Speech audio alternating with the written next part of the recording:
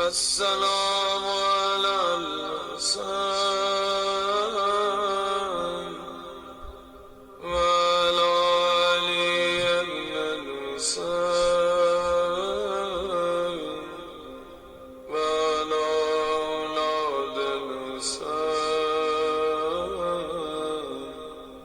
وعلى أصحاب الحسين. ایک سورہ فاتحہ پڑھ کر تمام مومنین مومنات مرحومین تمام علماء تمام شہداء اپنے تمام مرحومین کو استاد سعید صدر جعفر اور شہید قاسم سلیمانی کے ذکر کریں. بسم اللہ الرحمن الرحیم. بسم اللہ الرحمن الرحیم. الحمدللہ رب العالمین. الرحمن الرحیم. بسم اللہ الرحمن الرحیم.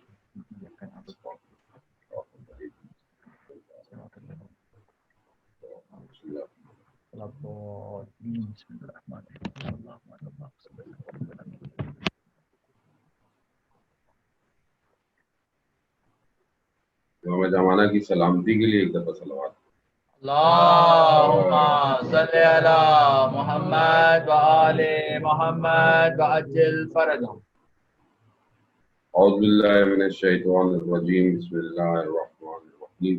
الحمدللہ رب العالمین والصلاة والسلام علی اشرف الانبیاء والمرسلین نبینا سیدنا ابی القاسم محمد.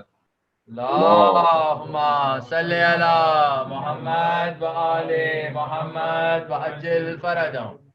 وعلى الطيبين الطاهرين المعصومين لا سيما بقية الله في الأرضين يطيب أرواحنا لتراب مقدم الفداء ولعنة الله على أعدائهم أجمعين. بسم الله الرحمن الرحيم. رب اشرح لي صدري ويسر لي أمري واحلل عقدة من لساني يفقهوا قولي. أما بعد فقد قال رسول الله صلى الله عليه وآله وسلم أفضل الأعمال أمتي انتظار الفرج.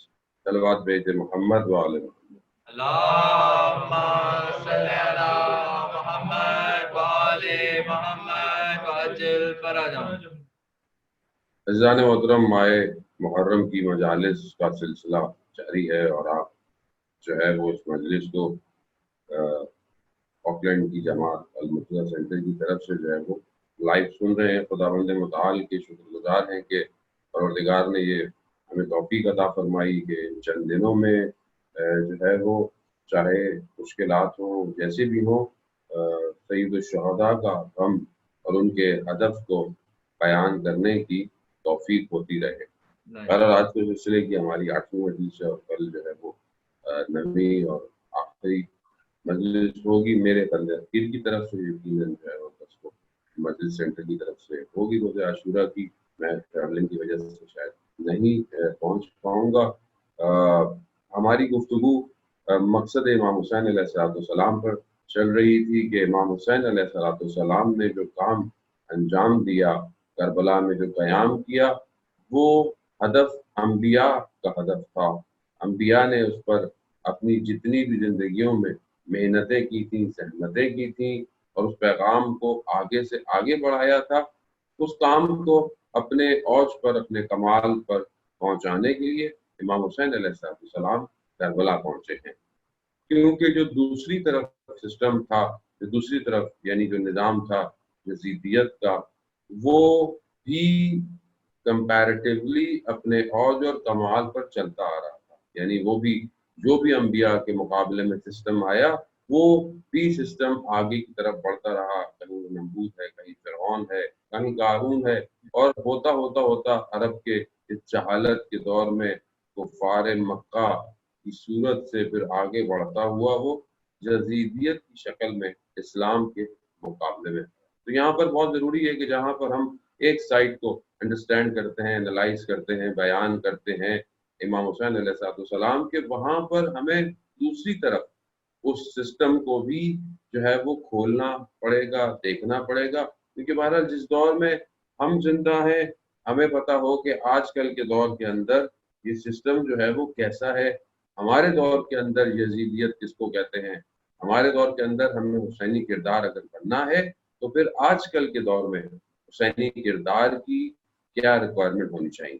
عزیزان محترم، ہماری گفتگو کچھ انبیاء کے واقعات اور کچھ انبیاء کے حصوں سے جو قرآن مجید کے اندر پروردگار نے بیان کیوں سے چل رہے ہیں. پروردگار نے قرآن کے اندر کہا ہے کہ ہم نے عہد لیا ہوا ہے انسان جب دنیا میں آتا ہے تو اس سے پہلے اسے ایک عہد لیا ہے، ایک وعدہ، ایک پرومس اس سے کیا ہوا ہے، وہ کہ انسان جب اس دنیا میں آتا ہے تو اس وعدے کو بھول جاتا ہے، یعنی فراموش کر دیتا ہے، اور پھر اپنی زندگی کے اندر جو ہے، اس لیے قرآن بھی ہمیں متوجہ کراتا ہے، احادیث اور روایات بھی ہمیں کہتی ہیں کہ تم سے ایک عہد لیا گیا ہے، تم سے ایک وعدہ لیا گیا ہے، اب تم نے اس وعدے کو پورا کرنا ہے۔ ہم جو ہدایت کی طرف پڑھتے ہیں، ہدایت کو قبول کرتے ہیں اور بندگی کی طرف اپنے آپ کو رجوع کرتے ہیں، اصل میں یہ عہد ہے۔ اگر ہم اس عہد کو صحیح طرح نبھا نہیں پائے تو پھر ہم یہ نہ ہو کہ ہم اس عالم میں آ کر اس عہد کو توڑ دیں، اس عہد کو بھول جائیں۔ فاسق جو ہے، جسے ہم نے پہلے بھی عرض کیا، جو فساد کرتا ہے، چاہے وہ تولنے میں ہو، چاہے وہ باقی معاملات میں ہو، یہ جو فساد ہے، یہ فاسق، مفسدین فی الارض جسے کہا، فاسق کا کام ہی عہد کو توڑنا ہے۔ فاسق جو وعدہ کرتا ہے وہ اس کو نقض کر دیتا ہے، یہ اس کو توڑ دیتا ہے۔ تو یہ دنیا میں آ کر جو آپ کو فساد اور ہمیں فساد اور مشکلات نظر آتی ہیں، یہ اصل میں ان کی طرف سے ہے کہ جنہوں نے اس عہد کو فراموش کر دیا، اس عہد کو چھوڑ دیا۔ دنیا میں یہ جو قرار ہے، یہ جو قرارداد جسے آپ کہہ لیں، اس کو آپ ایگریمنٹ کہہ لیں، کہ جو انسان نے ایگریمنٹ کیا ہے، ڈاکومنٹیشن اس نے اپنے وجود کی جو تعین کی ہے، اس کے اوپر سگنیچر کرایا ہے، اس کا محور بندگی ہے، یعنی بندگی کے اوپر اس نے اپنی کمٹمنٹ کی ہوئی ہے، یعنی اب یہ وہ فائنل کمٹمنٹ ہے اس کی کہ اسی کے اوپر رہتے ہوئے اسے اپنی پوری زندگی گزارنی۔ لیکن اگر یہ اپنی اس بندگی سے باہر نکلتا ہے تو گویا اس نے اس کمٹمنٹ کو، اس نے اس وعدے کو جو یہ کر کے آیا تھا اس عالم میں، اس کو اس نے چھوڑ دیا، اس کو اس نے بھول دیا، اور پھر یہ سارے نتائج اس کی زندگی کے اسی کے ایفیکٹس کی وجہ سے دنیا میں ہونا شروع ہو جاتے ہیں۔ تو ہم دیکھیں کہ ہماری زندگی جو ہے، کیا ہم جس زندگی پر عمل کر رہے ہیں، کیا یہ بندگی پروردگار کی طرف بڑھ رہی ہے یا نہیں بڑھ رہی، یا ہم خدا کے بندے ہیں یا نہیں ہیں۔ آپ کی خدمت میں کل جو میں نے حدیث عنوان بصری میں سے اگر جو ایک حصہ بیان کیا تھا کہ پہلی شرط جو ہے وہ کہ علم نور بن کر اگر کل پر اترنا چاہتا ہے تو اس کی پہلی شرط بندگی ہے۔ اس بندگی کا جو پہلا حصہ ہے، پہلا سٹیپ ہے، وہ یہ ہے کہ تم کسی چیز کے مالک نہیں ہو، مالک صرف پروردگار ہے۔ جو بھی خدا نے مجھے دیا ہے، چاہے وہ مجھے اولاد دی ہے، چاہے مجھے مال دیا ہے، حتیٰ میرے بدن کے اعضاء ہیں، میری نگاہیں ہیں، میرے ہاتھ ہیں، میری زبان ہے، یہ سب کچھ جو میرا ہے، اس کا مالک پروردگار ہے۔ یہ اس مالکیت کو پروردگار کی، یعنی اس اونرشپ کو میں اپنی زندگی میں کیسے قبول کروں؟ تو اس کے لیے ضروری ہے کہ میں انبیاء کے بتائے ہوئے راستے پر اپنی زندگی کو گزاروں، یعنی جو انبیاء نے جو ایک روٹین، ایک سسٹم، ایک لا کی صورت میں، جسے ہم شریعت کہتے ہیں، جو ہمارے درمیان میں بھیجیے لے کر آئے ہیں پروردگار کی طرف سے، اگر میں اس کے گرد گھوم رہا ہوں، اگر میری زندگی اس کے گرد ہے، تو پھر سمجھ لیں کہ میں پھر اس بندگی کی طرف بڑھ رہا ہوں۔ اس سسٹم کا جسے آپ کہہ لیں جو ہیڈ ہے، وہ پیغمبر اکرم حضرت محمد مصطفیٰ صلی اللہ علیہ وآلہ وسلم۔ اللہم صلی علی محمد وآلِ محمد وعجل فرجہم۔ جو بندگی جس محور کی وجہ سے آگے بڑھے گی وہ اطاعت پیغمبر ہے، اور جتنے بھی انبیاء آئے، جتنے بھی باقی انبیاء آئے، وہ تحت پیغمبر کے اندر، یعنی خود حضور کے انڈر کے اندر باقی انبیاء سارے آتے ہیں۔ یعنی آپ سمجھ لیں کہ ایک ہیڈ ہے اور اس کے ہیڈ کے باقی جو ہیں وہ دوسرے، آپ ان کو فرماندے کہہ سکتے ہیں، آپ لشکر کہہ سکتے ہیں، اور انہیں اس کام کیا ہے کہ اس انسان کو بندگی کی طرف لے کر جاؤ، اس دنیا کو اس کے اصل مقصد کی ہدف کی طرف اسے لے کے جانا ہے، اور پھر ایک ایک کر آئے اور آخر میں پیغمبر کی ذات تشریف لاتی ہے۔ یہ ہے محور۔ اب اگر یہ ایک رشتہ ہے، پیغمبر اکرم صلی اللہ علیہ وسلم رحمت للعالمین ہے، یہ رحمت ہے، یہ خدا کی طرف سے خدا نے اس رحمت کو ہمارے درمیان میں بھیجا ہے، عالمین کے لیے رحمت ہے۔ اسی لیے زیارت جامع کبیرہ میں پڑھتے ہیں، جب ہم ائمہ علیہ السلام کے لیے پڑھتے ہیں تو یہ رحمت موصولہ ہیں، یعنی کیا؟ یعنی جتنی پروردگار نے جتنا حصہ پروردگار نے اپنی رحمت کا میکسیمم حصہ پیغمبر اور اس کی اولاد کو دیا، اور اس کے بعد کچھ ایک حصہ جو ہے وہ پوری دنیا میں تقسیم کیا۔ اب یہ جو ہمیں دنیا کے اندر رحمتیں نظر آتی ہیں، ماں باپ کا آپس میں، اولاد کے ساتھ، ہمسایوں کے ساتھ، دوستوں کے ساتھ، کوئی کسی جانور کا خیال کرتا ہے، یعنی جتنی دنیا میں آج تک رحمتیں ہوئی ہیں، ایک انسان دوسرے کے ساتھ رحم کرتا ہے، یہ 1% ہے۔ اور جو میکسیمم پرسنٹیج ہے اس رحمت کی، وہ پیغمبر اکرم اور ان کے ائمہ علیہ الصلوۃ والسلام کی طرف۔ محمد آپ وآل خود سوچیں، محمد بلندتر صلوات، اللهم صل على محمد وآل محمد وعجل فرجهم۔ یعنی مثال کے طور پر جیسے انسان اپنے بہن بھائیوں، رشتہ داروں سے کہا جاتا ہے کہ صلہ رحم کیجیے، قطع رحم یعنی اپنے رشتہ داروں سے تعلق کو توڑ دینا قطع رحم کہلاتا ہے، اور قطع رحم گناہ کبیرہ ہے۔ انسان کی زندگی کم ہو جاتی ہے، انسان کی زندگی میں مشکلات آتی ہیں، بہرحال اخلاقی پہلو بھی ہے اور شرعن بھی، کہ انسان کو چاہے رشتہ دار، دوست، بھائی بہن، اس کے قریبی خاص طور پہ اگر کوئی ایسی وجہ ہے تو درگزر کر لے یا معاف کر دے یا کچھ ہے، لیکن تعلقات ہوں۔ اب جیسے انسان آج کی دنیا میں دور رہتا ہے، تو آج مل نہیں سکتا، تو ایک کال کرتا ہے، ایک میسج کرتا ہے، ایک ویڈیو چیٹ، ساری چیزیں کر کر اصل میں یہ صلہ رحمی ہے، اور یہ کرنی چاہیے۔ جو اس کو توڑ دیتا ہے اس کی زندگی میں مشکلات بھی ہیں اور اسے گناہ کبیرہ شمار کیا گیا۔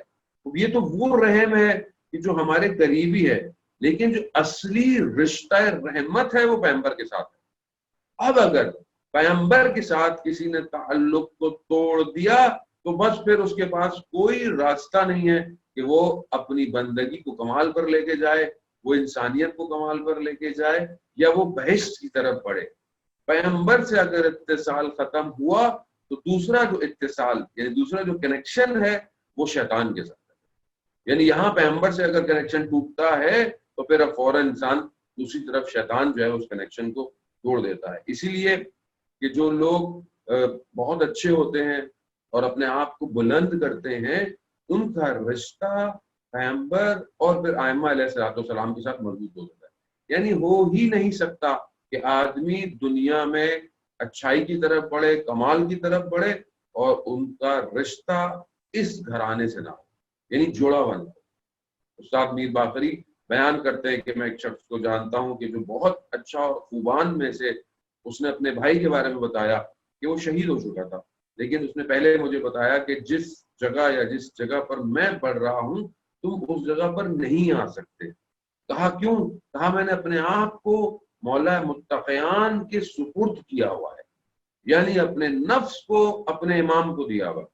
اب جو امام چاہتے ہیں میرا نفس وہی کرتا ہے۔ یہ آسان نہیں ہے، انسان اپنی آرزوؤں کو، اپنی خواہشات کو، اپنے معاملات کو اپنے امام کے سپرد کرے۔ کہنا آسان ہے، کرنا مشکل ہے، کہ انسان کی نگاہیں وہاں اٹھے جہاں اس کا امام راضی ہے، انسان کی زبان وہ کہے جس پر اس کا امام راضی ہے، انسان کا ذہن وہ سوچے جس سے اس کا امام راضی ہو۔ یعنی یہ ریکوائرڈ تھنگ ہے اگر انسان چاہتا ہے اپنے امام کے قریب۔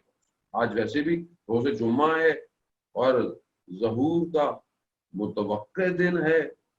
اب آج کے دن کے اندر یعنی ہمارے لیے ایک حصہ زیادہ بڑھ جاتا ہے۔ ویسے تو ہر روز امام کے ساتھ ہونا چاہیے، امام کی یاد ہونی چاہیے، امام پر تفکر، فکر، گفتگو، لیکن جمعے کا دن خاص دن ہے، اور وہ بھی ماہ محرم کے دن، کہ محرم کا اصل جو وارث ہے، اصل جو عزا کا وارث ہے، وقت کا امام۔ تو یہاں میں اپنے آپ کو دیکھوں کہ آج جو میں اصحاب امام حسین علیہ السلام کی طرف گفتگو کرتا ہوں، ان کی خصوصیات کو بیان کرتا ہوں، انہوں نے اپنے رشتے کو، اپنے وجود کو اپنے وقت کے امام کے ساتھ کنیکٹ کیا ہوا تھا، اتصال میں تھے۔ اصل ایک لمحہ نہیں تھا کہ وہ اپنے امام سے غافل ہوئے، اپنے امام سے جدا ہوئے، اطاعت محض کے اندر تھے اپنے امام کی۔ کبھی دشمن کی تیز تلواروں کی دھاریں ان کے ارادوں کو گرا نہیں پائیں۔ تو یہاں ہم اپنا دیکھیں کہ ہمارا واقعاً رشتہ امام کے ساتھ کیسا ہے۔ تو وہ کہتے ہیں وہ جو شہید ہو گیا وہ کہتا ہے اپنے بھائی کو کہ میں نے اپنے آپ کو امام علی علیہ السلام کے سپرد کیا، یعنی واقعاً یہ ہے عطا۔ تو کہتے ہیں وہ میں نے دیکھا خود اس کو کہ اس نے ایک بچھو کو اپنے ہاتھ میں لیا کہ جو ڈستا تھا، لیکن اس کو ہاتھ میں لیا اور آرام سے اس کے اوپر ہاتھ پھیر رہا ہے، یعنی گویا جب شخص امام سے متصل ہو جاتا ہے اس سسٹم سے تو پھر نباتات ہوں، جمادات ہوں، یعنی پھر پتھر ہوں، حیوانات ہوں، کچھ بھی ہوں، کیونکہ وہ اس کائنات کی حقیقت کو جانتے ہیں اور وہ پھر اسے بھی جانتے ہیں کہ یہ شخص کون ہے۔ ہم اپنی زندگی میں دیکھیں کہ واقعا ہم اپنے امام کی طرف بڑھ رہے ہیں یا نہیں بڑھ رہے، اور وہ تبھی ہوگا کہ جب ہم اپنے اعمال کی طرف نگاہ کریں گے۔ تو یہ بہت ضروری ہے کہ انسان، اور یہ کیونکہ رحمت ہے تو جو ان سے اٹیچ ہوتا ہے اس کی زندگی بھی رحمت کی طرف بڑھتی ہے، یعنی پھر اس کی زندگی سے کسی کو نقصان نہیں پہنچتا، وہ بھی رحم کرتا ہے، ہاں مگر سوائے دشمنان اسلام، یعنی دشمنوں کے ساتھ پھر وہ رحم نہیں کرتا۔ قرآن بھی کہتا ہے یہ اشد من الکفار ہے کہ کفار کے ساتھ سخت ہیں، رحما بینہم، آپس میں جو ہے وہ رحم ہے، آپس میں رحم دل ہے۔ تو ہمیں آپس میں مومنین کے ساتھ، چاہے وہ کمیونٹی ہو، چاہے وہ فیملی ہو، حتیٰ دوسرے مذاہب کے بھی لوگ اگر جو ہے وہ صحیح ہیں، اچھے ہیں، ساتھ رہ رہے ہیں، سوائے ان کے جو دشمن اسلام ہے جو دشمن انسانیت ہے، اس کے سامنے انسان کو یہ نہیں کرنا، کیونکہ پھر انسان خداوند متعال کے دشمن کے ساتھ ہو ہی نہیں سکتا کہ اس کے ساتھ جو ہے وہ صحیح جو ہے وہ رویہ رکھے۔ تو یہاں پر ہم یہ دیکھیں کہ بہرحال ہمیں اس کائنات میں اپنے پیغمبر کے ساتھ اٹیچ ہونا ہے، وصل ہونا ہے، اور جسے قرآن کہہ رہا ہے کہ یہ حبل الورید ہیں، اور تم تفرقہ نہ کرو آپس میں، اور پھر جمیعاً یعنی مل کر جو ہے وہ امام کی طرف بڑھو۔ امام کی طرف بڑھنا تنہا بڑھنا نہیں ہے عزیزان محترم کہ ہم صاحب گھر میں بیٹھے رہیں، عبادت کرتے رہیں، اکیلے کام کرتے رہیں، نہیں، پوری کمیونٹی کو جمع ہو کر امام تک پہنچنا ہے۔ امام کی ریکوائرمنٹ یہی ہے، امام کو ایک انڈیویجول جو ہے وہ کیپیسٹی انہینس تو چاہیے، لیکن موومنٹ جو ہے وہ کمبائن ایفرٹ ہونی چاہیے، یعنی انسان کمبائن ایفرٹ کرتا ہوا آگے کی طرف بڑھے۔ ہو سکتا ہے میرے اندر صلاحیت کم ہو، آپ کے اندر صلاحیت زیادہ ہو، تو آپ اپنی صلاحیتیں زیادہ کو کرتے ہوئے میری کم صلاحیتوں کو فائدہ اٹھا کر ایک اچھی چیز کو ڈیولپ کر سکتے ہیں۔ امام کو ایک سسٹم ریکوائرڈ ہے، اگر وہ ہم سسٹم اپنی کمیونٹی میں ڈیولپ کر سکتے ہیں تو پھر کل ہم اپنے امام کو اپنی کمیونٹی میں دعوت دے سکتے ہیں۔ انسان اگر تنہائی کے اندر بیٹھا رہے اور سوچے کہ میں اکیلا کام کر لوں، میرے اطراف میں برائیاں ہوں، میرے اطراف میں لوگ عبادت سے دور ہوں، میرے اطراف میں لوگ خیال نہ رکھتے ہوں، تو ایسا شخص کمال پر نہیں ہے، کیونکہ انسان کا امتحان اسی سوسائٹی میں ہے، اسی دنیا کے اندر ہے، اور یہ اسے امتحان دینا پڑے گا۔ اور بہت سارے امتحانات، ابتلاعات کا تعلق اجتماع سے ہے، یعنی سوسائٹی اور سوشل نارم سے۔ اگر ہم اس امتحان میں پاس ہوں گے تو ہی ہم آگے کی طرف بڑھیں گے۔ آج کل کے دور کے اندر، جس دور کے اندر ہے، ہو سکتا ہے ہم سے ہماری گردن نہ مانگی جائے، ہم سے ہمارا مال مانگا جائے، ہم سے ہمارے مفاسات مانگے جائیں، ہم سے ہمارا شیئر کرنا مانگا جائے۔ جیسے کووڈ کی سچویشن ہے، پوری دنیا کے اندر ہے، کمیونٹی کے اندر مشکلات ہوں گی، لوگ مشکل میں ہوں گے، فائنینشیل ایشوز ہوں گے، کیا ہم جو ہمارے پاس ہے کیا ہم آج دے رہے ہیں، دے سکتے ہیں یا نہیں دے سکتے؟ یہی بندگی کی پہلی شرط ہے کہ جو خدا نے تمہیں دیا ہے تم اس کے مالک نہیں ہو، مالک پروردگار ہے، تو کیا تم اس میں سے جو تمہیں عطا کیا ہے تمہیں کسی کو دیتے ہوئے مشکل ہو رہی ہے یا تم خوشی سے دے رہے ہو؟ اگر آج مال نہیں نکل رہا تو کل وجود سے جان کیسے نکلے گی اپنے وقت کے امام؟ یہ آج یہی امتحان ہے، آج یہی ٹیسٹ ہے ہمارا، اور میں یہ سمجھتا ہوں کہ یہ سب سے بڑا ٹیسٹ ہے آج زندگی کے لیے۔ ہو سکتا ہے کسی موقع پر جان دینا آسان ہو جائے، لیکن مال کو نکالنا اپنے وجود سے مشکل ہو۔ تو یہ امتحان ہے آج دنیا کے اندر جو سچویشن چل رہی ہے کہ آج میرے دسترخوان پر اگر 2 کھانے ہیں، ہو سکتا ہے کہیں پر ایک بھی نہ ہو، تو میں اپنے کھانے کو کم کروں اور اپنے اس دسترخوان سے اپنے دوسرے مومن بھائی کو یا مسلمان بھائی کو یا انسان کو، چاہے اس کا تعلق کسی اور مذہب سے کیوں نہ ہو، کوئی اور ہی کیوں نہ ہو، क्या मैं उस तक कोई चीज पहुंचा रहा हूँ या नहीं पहुंचा रहा। तो यकीनन आप भी वहां पर रहते हुए जो है वो अपनी कम्युनिटी में या उसके अलावा वहां पे जो दूसरे लोग होंगे उनको बताएं, ताकि आपके वजूद से पता चले कि आप किसके मानने वाले हैं, आप किस सिस्टम को फॉलो करने वाले हैं, आप रहमतुल आलमीन के साए के अंदर अपनी जिंदगी गुजार रहे हैं। ये जरूर है। इमाम ज़माना बुलंद तर सलावत अल्लाह सल्ली अला मुहम्मद व आले मुहम्मद व अज्जिल फरजहू। क्योंकि देखें जो भी इस विलायत के साए में आता है उसे आपस में मोमिनीन को इख्वा यानी बरादर यानी भाई कहा गया है। अब ये आपस में भाई हैं, क्यों? क्योंकि एक विलायत के शेल्टर के अंदर है।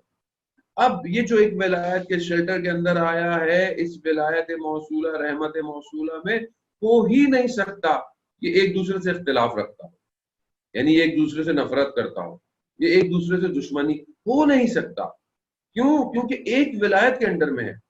अगर आपको ये लगे कि रोज़े क़यामत में आश्कार होगा, रोज़े क़यामत रोज़े आश्कार है यानी ज़हूर का दिन, जो छुपा हुआ होगा क़यामत में ज़ाहिर हो जाएगा। वहां पर एक शख्स के अंदर जो होगा वो ज़ाहिर हो जाएगा। ये दुश्मन था, इसके अंदर दुश्मनी थी अपने भाई से, अपने मोमिन भाई से। ये दुश्मनी वहां पे नहीं थी, ये दुश्मनी यहीं पर थी, यहां पर जाहिर नहीं हो पाई। क्यों नहीं जाहिर हो पाई? कि बहरहाल मुनाफिकत है, लेयर्स हैं, मुश्किलात है। लेकिन अगर इसी दुनिया के अंदर हम सही कनेक्ट ना हो पाए और फिर ये कनेक्शन जब हटता है तो मैंने आपको कहा कि शैतान अपने सिस्टम को इंजेक्ट कर देता है।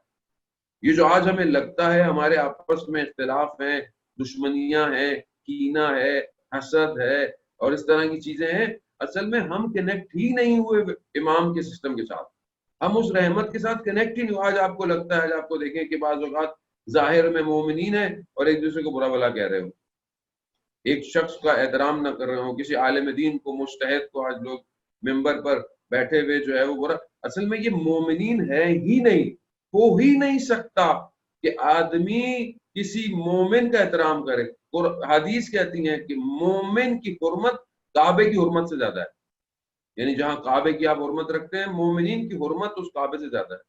तो ऐसे हो सकता है कि इंसान किसी मोमिन की इज्जत को खराब करे, तो इसका मतलब है कि मोमिन ही नहीं, यानी अंदर से कनेक्ट ही नहीं हुआ, असल में था ही दुश्मन अंदर से। कयामत में ज्यादा आश्कार होगा आज, क्योंकि आखिरुज़्ज़मान है, कयामत के नजदीक है, ज़हूर के नजदीक है, ज़हूर के नजदीक भी अंदर की चीजें आश्कार हो जाएंगी। आज जो भी मोमिनीन मुसलमानों के खिलाफ बात करता है, इंसानियत के खिलाफ बात कर रहा है।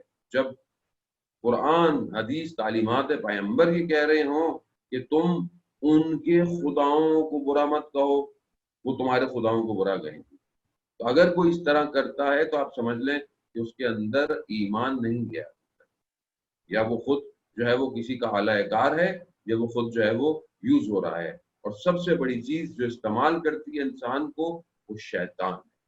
तो यहीं पर हमें देखना है कि हम इमाम से कनेक्ट नहीं हो पाए। क्यों? क्योंकि शैतान का काम ही दुश्मनी है।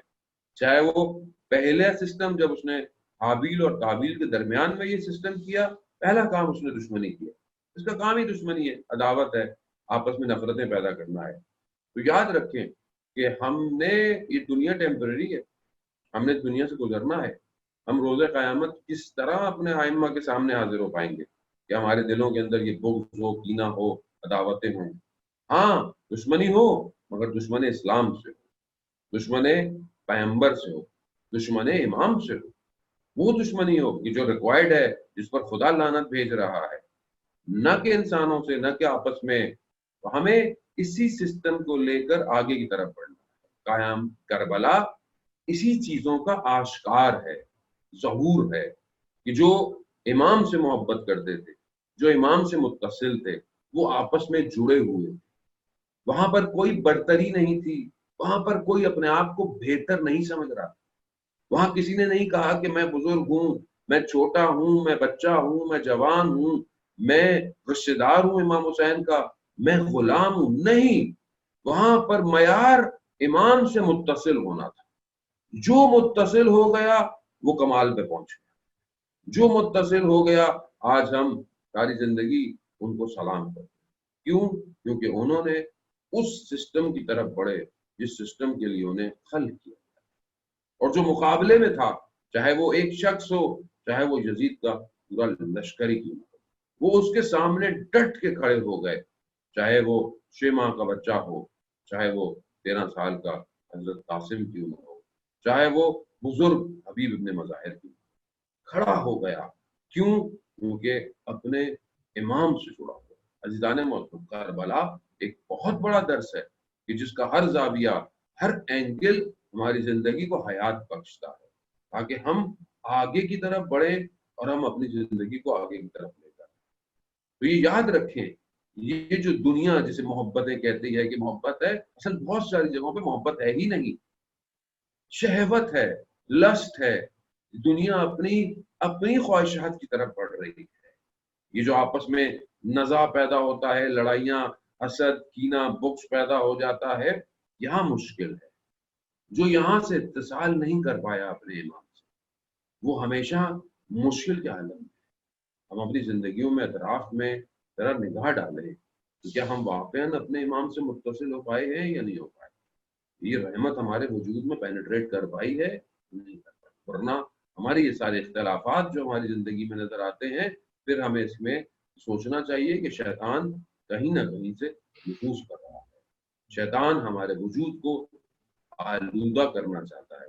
اصل وہ موقع چھوڑتا ہی نہیں کہ کوئی شخص، انسانیت کمال بندگی کی طرف پہنچ جائے۔ ہم واقعاً کچھ نہیں کر سکتے تھے اگر ہماری زندگی کو ہدایت دینے کے لیے پروردگار انبیاء یا ائمہ علیہ السلام کو نہیں بھیجتا۔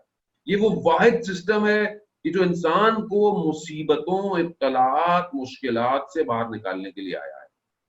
ورنہ شیطان کا جو شیڈیول ہے، شیطان کا جو سسٹم ہے، وہ اتنا پیچیدہ ہے، اتنا کمپلیکس ہے کہ انسان سمجھ ہی نہیں پاتا کہ شیطان نفوذ کہاں سے کرتا ہے، اور انسان ساری زندگی سوچتا ہی رہ جاتا ہے۔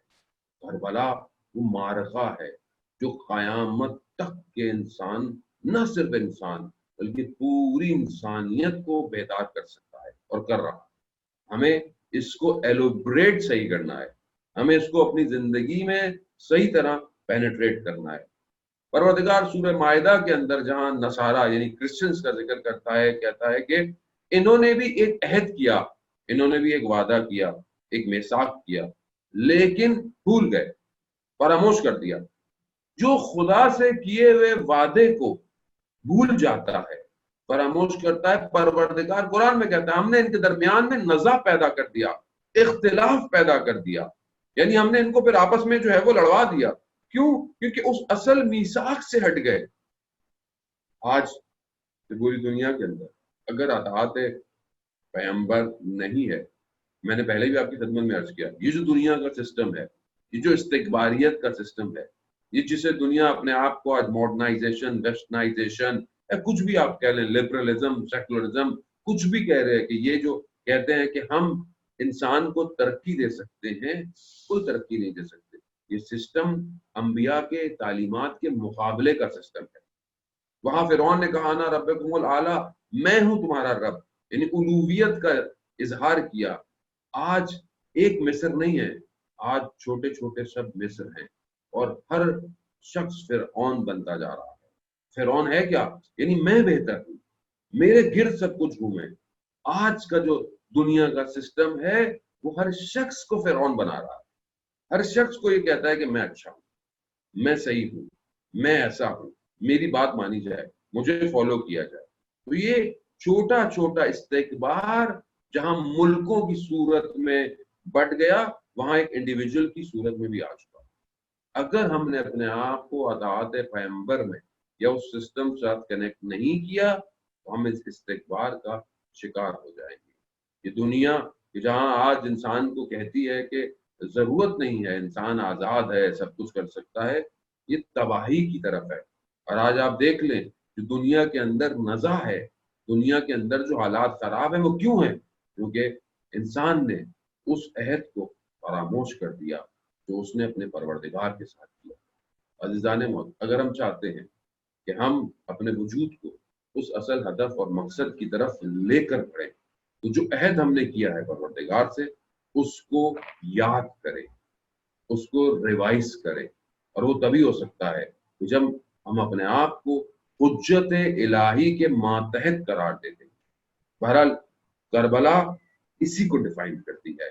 میں نے آپ کا بہت وقت لیا اور آپ کو جو ہے وہ اس طرح کی گفتگویں سننا پڑی، کیونکہ بہرحال جو باتیں ہم ہمیشہ سنتے ہیں اگر ہم ساری زندگی وہی سنتے رہیں، اور کربلا ہے ہی صحیح کہ تم ساری زندگی سنتے رہو تو بھی تازہ ہے، وہ تازہ رہے گی، اور اس کا ہر پہلو ہر دور کے لیے ہدایت ہے۔ تو بہرحال ہمارا اصل مقصد وقت کے امام کی طرف بڑھنا ہے۔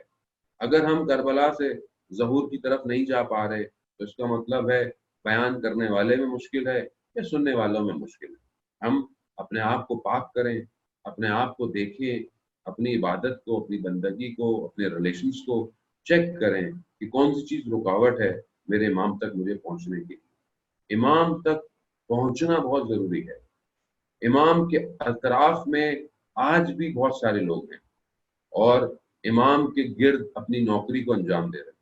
ہو سکتا ہے ہمارے اطراف میں بھی کوئی رہتا ہو اور وقت کے امام سے متصل ہو، لیکن ہم اسے دیکھتے نہ ہوں، ہم اسے پہچانتے نہ ہوں۔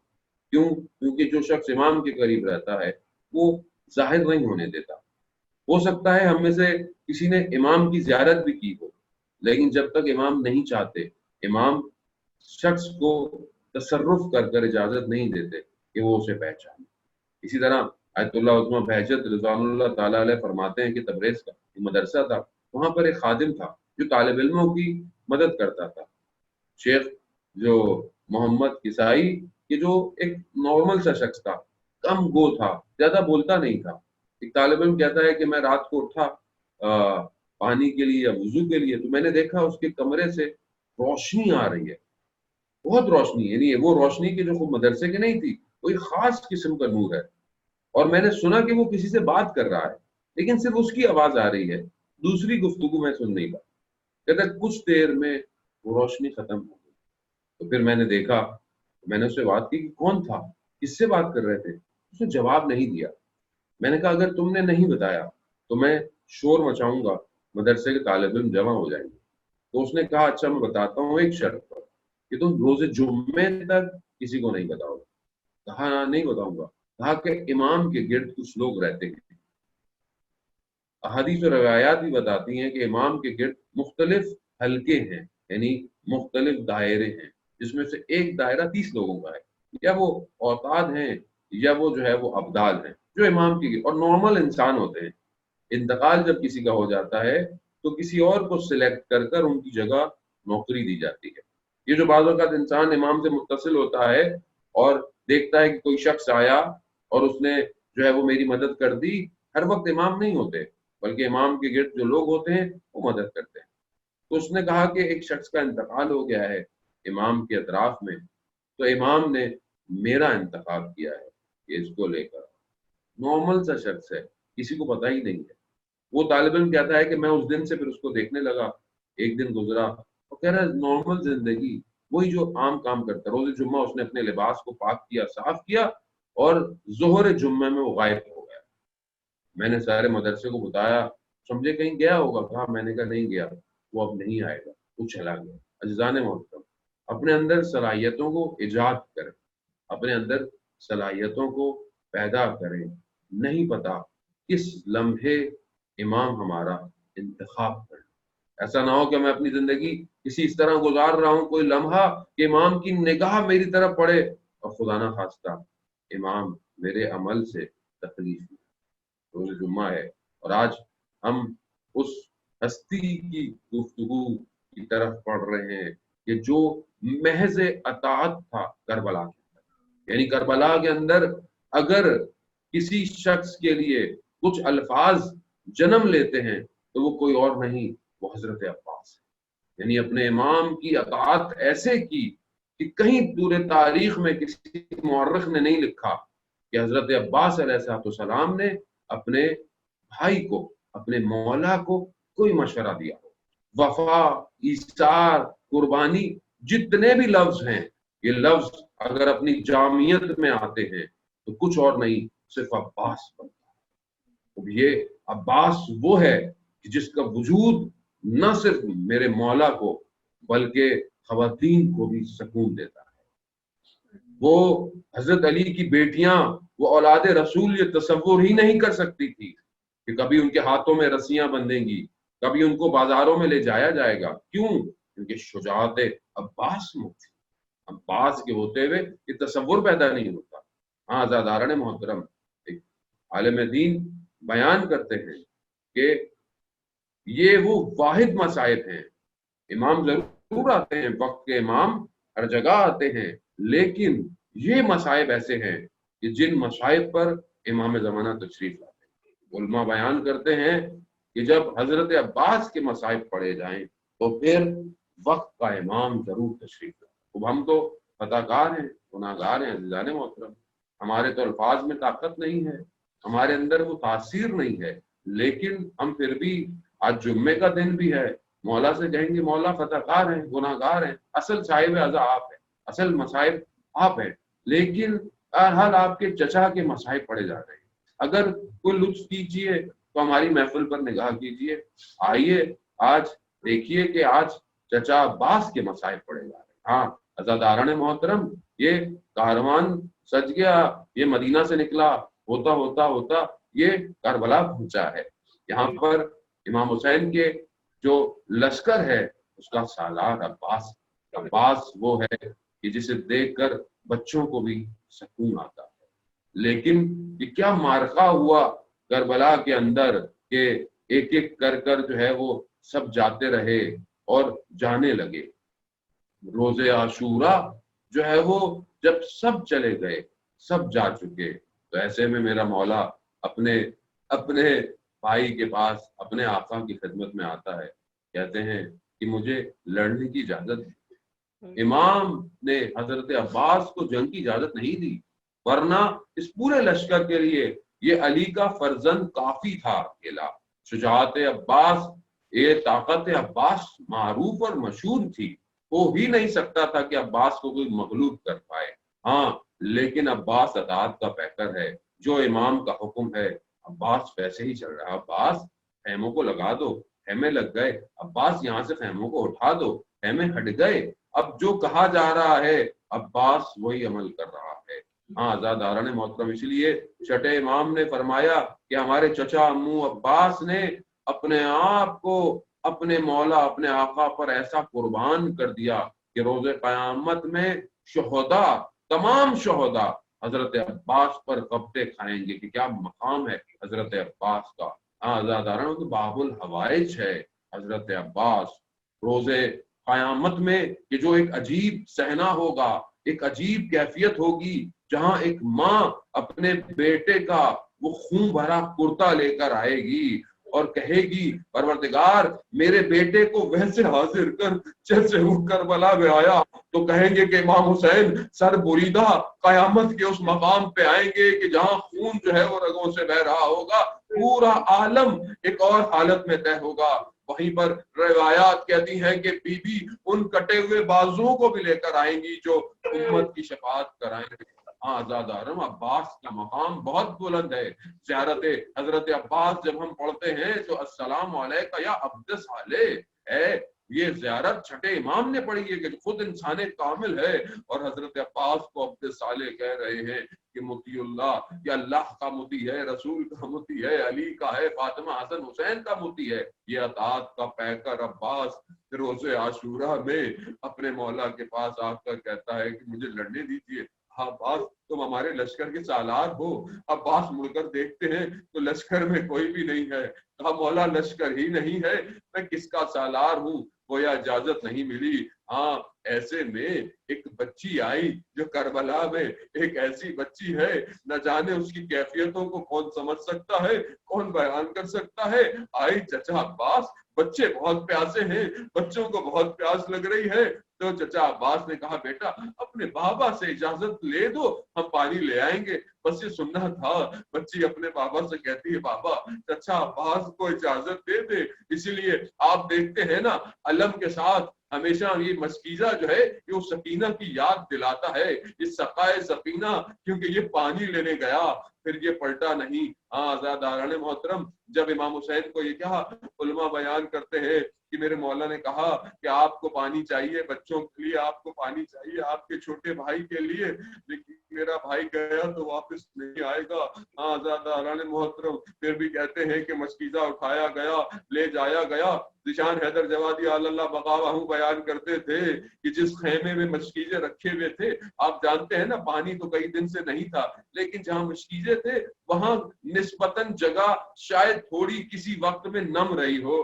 بچوں کی یہ حالت تھی کہ شدت پیاس کی وجہ سے اپنے سینوں کو زمین پر لگائے تھے۔ یہ عباس کا دیکھنا تھا کہ سینہ پھٹ گیا۔ عباس نے مشکیزہ اٹھایا، ہاں القمہ کی طرف بڑھے، القمہ کی طرف بڑھے، دشمنوں کو دیکھ کرتے ہوئے پانی تک پہنچے ہیں۔ پانی بھرا گیا، مشکیزہ سوکھا تھا، بننے میں دیر ہو گئی۔ ہاتھ میں پانی اٹھایا، پانی کو دیکھا اور یہ کہا کہ جس کا ارباب پیاسا ہو، عباس پانی نہیں پی سکتا۔ پانی کو پانی پہ مارا، حتیٰ کہ اس جانور نے بھی پانی نہیں پیا۔ امام کا سواری تھی وہ بھی بڑی باوفا نکلی۔ امام پلٹے ہیں، بس میں آپ کی زحمتوں کو مختصر کروں گا۔ امام پلٹے ہیں، پھر وہ دشمنوں نے جو ہے وہ حملہ کیا کہ اگر یہ پانی پہنچ گیا تو جنگ جیت جائیں گے، ہاں یہ جنگ ہی پانی کی ہے۔ پھر ایک شخص لعین نے دایاں بازو قلم کیا، پھر بایاں بازو قلم کیا۔ امام نے مشکیزے کو اپنے دامن میں لیا اور پھر بھی آگے بڑھ رہے ہیں۔ دشمن کہہ رہا ہے، دیکھ رہا ہے کہ یہ عباس کو کوئی طاقت روک نہیں سکتی۔ مقاتل بیان کرتے ہیں حضرت عباس اٹھ اٹھ کر دیکھ رہے ہیں خیمے کتنی دور رہ گئے ہیں، یہ پانی پہنچ جائے، مگر دشمن نے دیکھا کہ یہ کون سی امید ہے، کون سی طاقت ہے جو عباس کو لے کر جاتی ہے۔ تیر سے اس مشکیزے کا نشانہ لیا، پانی بہنا شروع ہوا، عباس کی امیدیں ختم ہو گئی۔ عباس نے اپنے گھوڑے کو موڑ لیا، یہ باوفا بغیر پانی کے خیموں میں نہیں جانا چاہتا تھا۔ ایک تیر آیا جو آنکھ میں لگا، عباس اپنی سواری پر سنبھل نہ سکے، ابھی یہ تیر نکالتے ہی تھے ایک لعین نے آہن کا گز لگایا، عباس ذہن سے زمین کی طرف آئے۔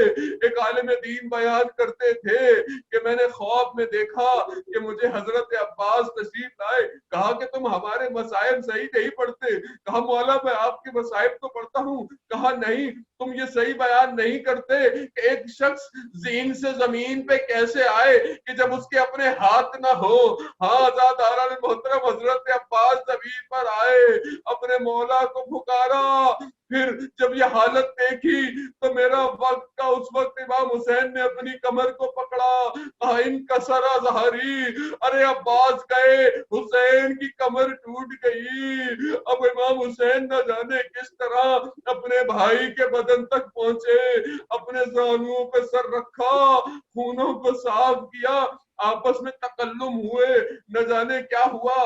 کچھ وصائتیں ہیں جو بیان ہوتی ہیں، ان میں سے ایک یہ ہے کہ مولا عباس نے کہا میرے بدن کو خیموں میں مت لے کر جائیے گا۔ ہاں علماء کہتے ہیں شاید اس لیے کہ غازی عباس با وفا ہے، بغیر پانی کے بدن بھی نہیں جانا چاہتا، لیکن علامہ بیان کرتے ہیں نہیں، بھائی ہے، اطاعت گزار ہے، جانتا ہے میرا مولا صبح سے لاشوں کو اٹھا اٹھا تھک گیا ہے، اب عباس اپنے لاشے کی زحمت نہیں دیتا۔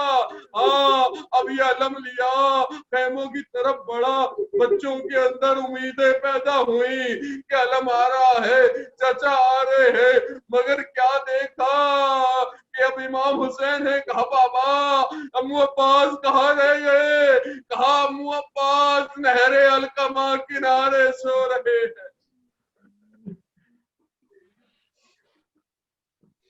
الا لعنت اللہ علی القوم الظالمین وسیعلم الذین ظلموا غلبون۔ پروردگار ہماری اس عبادت کو اپنی بارگاہ میں قبول کرنا، پروردگار امام زمانہ کے ظہور میں تاجیل عطا فرما، الہی آمین۔ مددگاروں کے شمار کرنا۔ جو بیمار ہیں، بہت سارے لوگ بیمار ہیں، خاص طور پہ وبا بیماری کی وجہ سے مریض ہیں، اس کے علاوہ بھی جو مریض ہیں ان سب کو حضرت عباس کے بازوؤں کے صدقے کاملہ الہی آمین۔ آمین۔ گناہوں کو درگزر فرما، ہمیں مقصد امام حسین تک پہنچنے کی توفیق عطا فرما۔ اللہ آمین۔